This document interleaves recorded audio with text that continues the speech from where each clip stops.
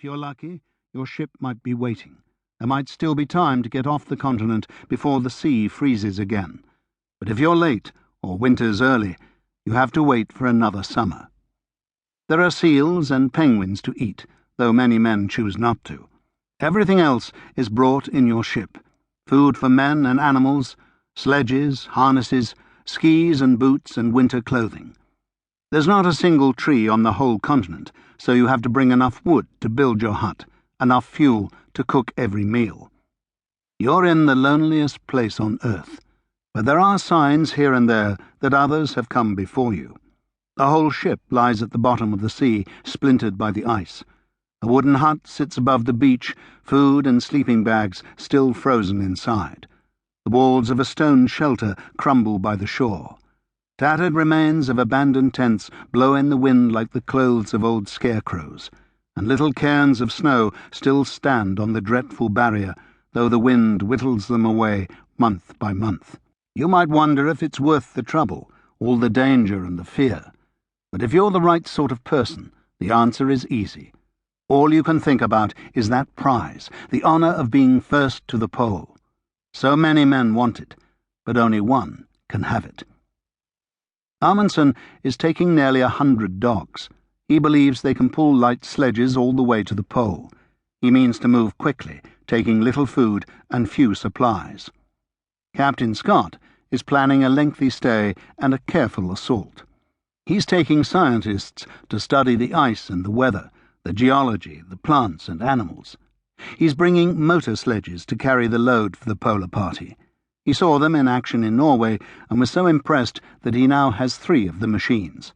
Each can haul 1,000 pounds at 7 miles an hour, on and on, with no need for food or sleep. He's taking harnesses for man-hauling, the British way of polar travel. But he's taking dogs as well, though he's afraid they'll let him down. On his last expedition he had great trouble with his dogs and had to kill them all. Now he sends a man to Siberia to buy the best he can find. Scott knows that Ernest Shackleton had greater success with ponies on his later expedition, so he instructs his man to pick out 20 ponies once the dogs are gathered. They must be light-coloured, every one, he says. All of Shackleton's dark-coloured ponies died.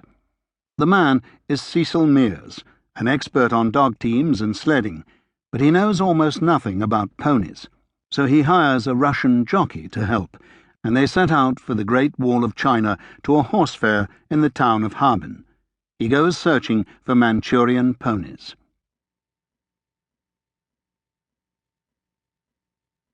Chapter 1. I was born in the forest, at the foot of the mountains, in a meadow I knew as the grassy place. The first thing I saw was the sun shining red through the trees, and 7 shaggy animals grazing on their shadows. They were ponies, and I was a pony, my legs as weak as saplings. My mother had to nudge me to my feet the first time she fed me. But within a day our little band was on the move. I skipped along at my mother's side, thinking I was already as fast and strong as any other pony, not knowing that the others had slowed to keep me near. Our leader was a silvery stallion, as wary as an owl. We never crossed an open slope without him going first, standing dead still at the edge while he watched for wolves and mountain lions. He was always last to drink and last to graze, keeping guard until we'd finished. Except for one dark patch on his chest, his whole body was the color of snow. I loved to see him in the wind and the sun, with his white mane blown into shimmering streamers.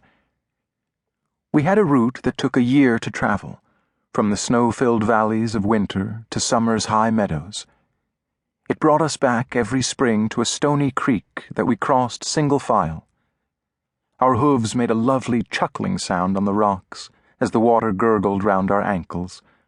We climbed the bank on the other side, passed through a fringe of forest, and came to the grassy place, which I imagined to be the center of the world.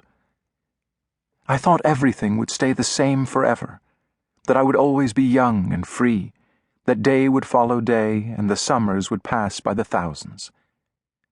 But even in my first year, I saw the young ponies growing older.